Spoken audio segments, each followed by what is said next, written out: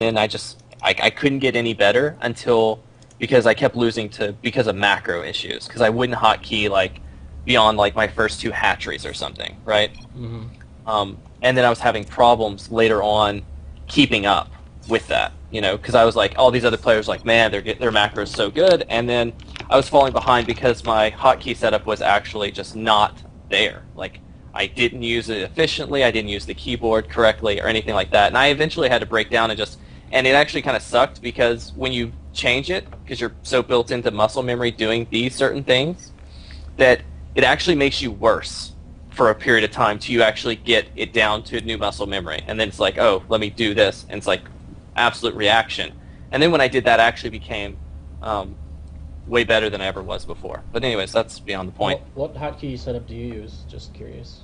I use very simple. Mine is absolutely as simple as can be in my mind because 4 is my main production facility. Like, I don't have all my production facilities hotkeyed.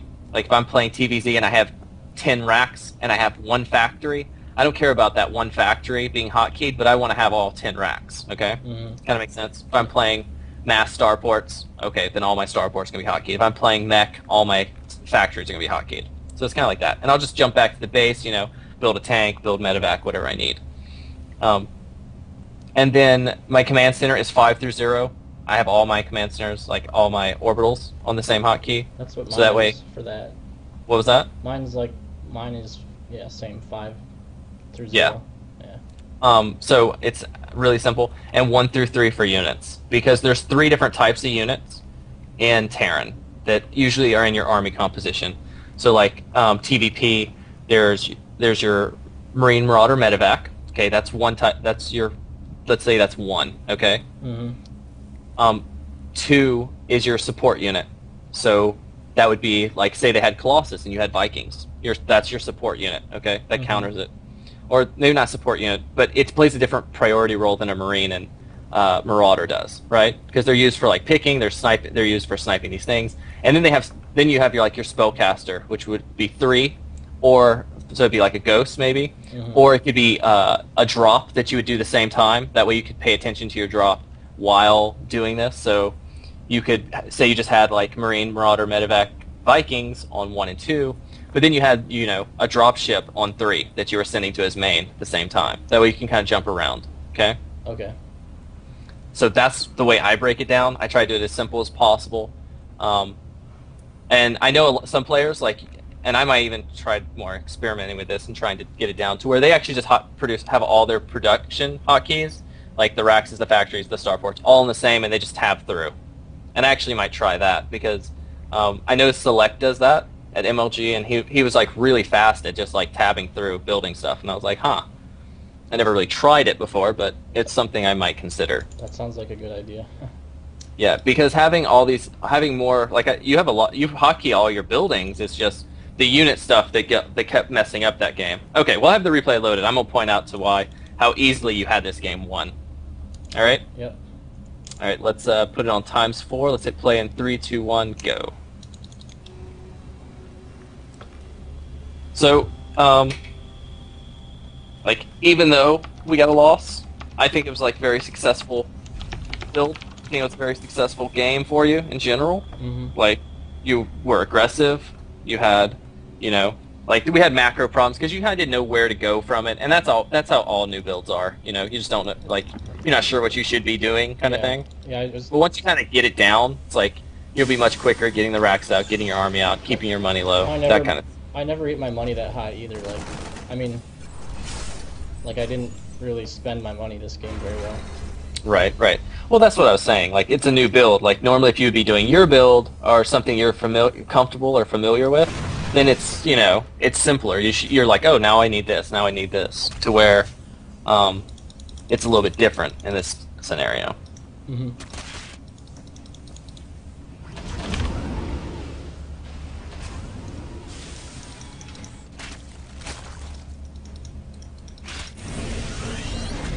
You have just enough gas for your pre-igniter. That's the reason I love the build, because it flows so smoothly, you know? It's like you're not getting too much gas that you don't need. You're just getting enough to get by with everything, kind of thing. Yeah. I liked it. Even right here, you could actually even get your third gas at the same time, really, because you could start tanks much quicker. So this counters any kind of like ling into third or just quick third, or this hits before mutas as well, if you were wondering, like if they fire type thing. Okay. So it always hits before mutas. It makes them do extra defense. Like he lost a lot of mining time at his expansion, gas-wise as well. We didn't watch our Hellions too well. We also placed them to where they were next to the hatchery, so we kind of walled ourselves in partially. To where if we would have been further away, they would have had to full surround instead of just surround a half of us, kind of thing. Okay, so now he has mutas out.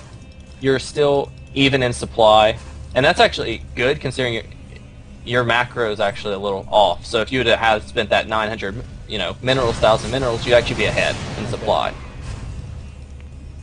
The thing is, with this build, because you put so much pressure on early, Zerg has to drone up these bases, and when they do, it's like their army's way weaker than yours, because they have more drones than actual fighters. So look at this point. Let's pause it here. I'm at 1430, something like that. Okay. You're ahead in supply. He has, let me see this, 9 Banelings and like 30 Zerglings, if that many, maybe less than that. And then he has some mutas, okay? Mm-hmm. The mutas are not a threat to your army, right? You have so many Marines and medevacs. Mutas just aren't going to really do that much damage. It's more like, at this point, we guard our tanks. Like, our tanks is what our Marines kind of guard. So, you should just kill the rocks real quickly. Took your third. And then we're not going to watch our third and babysit as much, because you should be scanning ahead. You should be seeing what his army composition is here. You should be saying, like, okay, do I need to be aggressive now? Like, did he make a lot of drones? Because, see, look how many drones just popped for his 4th expansion up at the top left. All those drones just popped from all of his hatcheries. Mm-hmm. So that was a round of, like, 30 Zerglings that he did not get there, So you could scan his gold and be like, okay, he doesn't have anything, and he's morphing like 4 Banelings, It's like, let me scan ahead, let me siege up at the tower, and let me force him to attack. Like, you're just gonna, like, you could either move a couple tanks up to where they're, like, hitting his gas, and then you just attack with, say, 8 Marines and a medevac, okay? A couple of medevacs, 8 Marines, and you attack, and you force him to engage that. Because if he doesn't, he's gonna lose his gold, which is already a huge victory in general, right? Mm-hmm. Like, if he wants to sack his gold, then that's fine. We'll just take that economic win, because, I mean, that's, either way, if he attacks, you're going to be able to just pull your Marines back, and you're fine. The rest of your Marines is guarding the tanks in the back, so mutas can't just pick them off. That's the reason we don't use our whole, that's the reason kind of, that's another thing that I do, like, when I'm in these scenarios, because you only have, like, 2 hotkeys for this, right? Medevacs and Marines are should be on, like, 1, tanks should be on 2, and then, because 3 is an open hotkey for me, and it's like whatever I need during that time, whether I'm doing a drop and I'm harassing, or I'm doing this or that, you could use it for, say, just, some of your Marines up front. So if you need to stem and run, you wouldn't have to stem all your Marines and run, right? Gotcha. Because some of your Marines would be in the back. That kind of makes sense? Yep. And so, actually, after looking at everything, this is like the biggest flaw in your play, like in general, because let's just put it on ×2 here. And let's hit play in 3, 2, 1, go. So now you're sieging up tanks all the way over here. And you did good here. I mean, you spread out your Marines. Some medevacs were kind of just, I don't know what those medevacs were doing. They're just kind of wandering. So this is good. This is kind of what you need to do. You just need to do it much quicker. Like, no reason to spread the tanks out this much and spread all your Marines and stuff, because you're just slowly getting picked off here and there. Okay. Like, this is what Zerg wants. He wants to buy time. Like, he's just building bigger and bigger, and while you're even in supply now, he has a lot more hard-hitting units in his arsenal. Right? Yep. And see, here's where mutas come, and you have all your units go kind of all kinds of directions. Tanks are going to kill mutas, and you have like 4 Marines out protecting these tanks over on this side. You know, so everything's just kind of everywhere instead of where it needs to be. You know, it needs to be a clean. Your tanks are sieging at the Zelnaga kind of in a straight line. Your Marines are protecting that. You're sending like 10 Marines over to just watch your planetary fortress for the time being, you know, and it's stuff like that instead of really spread out and slow. Like, he bought enough time in that period to get infestors, to get hive up, to get like all these kind of things to where he should have. There's no way he even holds that gold, you know, just from you having so many tanks and him not just really having enough to deal with it at that time being. Like, you could have probably just attack moved and been able to kill it.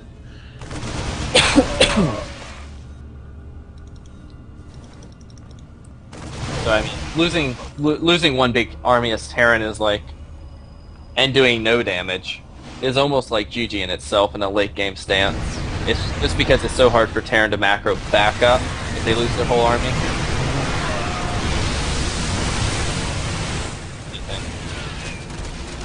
So. Okay, it's over. Yeah, just ended for me too. Does that kind of make sense? Yep. Become less sloppy. Kinda.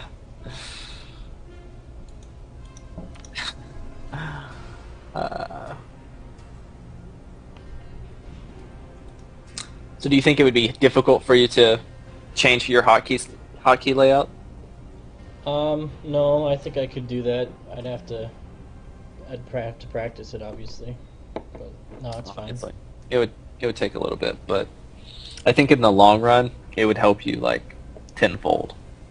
Okay, I'll try. That'll work. That'll be my goal. All right.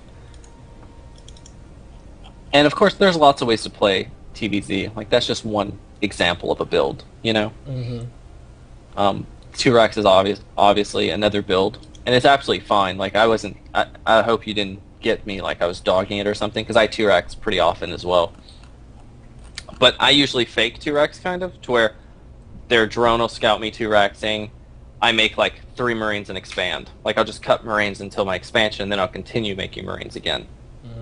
That makes sense. Because then I get kind of the same speed of a command center as if I would have 1-Rax, but I actually had 2. So it might he might make extra Zerglings, Spine Crawler, something like that, more than if he just would have seen, you know, maybe a Marine. Or maybe a 1-Rax gas or something. He probably would have made more defenses if he saw a 2-Rax. Early stages. But the reason I love the build that we did last game so much is because it kind of counters the way people are playing nowadays, because people are just playing Massacling until either Muta or Infestor, or, you know, they get really greedy and take a fast third, you know, and it's stuff like that, to where, because they're like, oh, well, he's not going to be able to really pressure me. Well, Blue Flame Hellions really can shut down the whole Massacling defense, pretty much. I mean, even if you saw last game, you probably could have just attacked his natural kind of thing and moved up into his main, because he had like 10, 12 lings and like 2 banelings or something, but you could have easily kited that with just like micro and speed of the Hellions. Okay. So there's lots of ways to kind of go about it. But one thing, if they do like pull all their drones, they did that scenario. Like, the first thing you should target is the larva, because that actually cuts into how much units they can actually produce. I thought larvae were high in armor. Is that... they're light. Like, you kill. Oh, really? I think Blue Flame Hellion kills it in 2 shots. Oh, I mean, I saw them die, and I was like, kind of surprised. I just always assumed they were high armor. They do have. I don't actually know why Hellions kill them so quickly. I just know they do. Well, it doesn't take many Hellion shots at all. It could but be I know the they eggs are in I'm armor. thinking of, like the eggs morphing. I thought the larva had high armor too, though. Or higher armor. I know the eggs morphing has a lot of armor, so Hellions can't kill eggs, of course, but they can kill, like, the larva of the... I guess if they're light, they get the blue flame bonus damage, which is probably why. Yeah, probably. So it's like, even if they have, like, 10 armor or something, you know, Hellions are doing, like, 25 damage or something, you know? They only have 25 hit points, so 2 shots wipes them out, something like that. I'll have to remember that. That does seem useful. Yeah, it's very useful because I mean, a lot of times when they run and stuff, a larva inject will just pop or just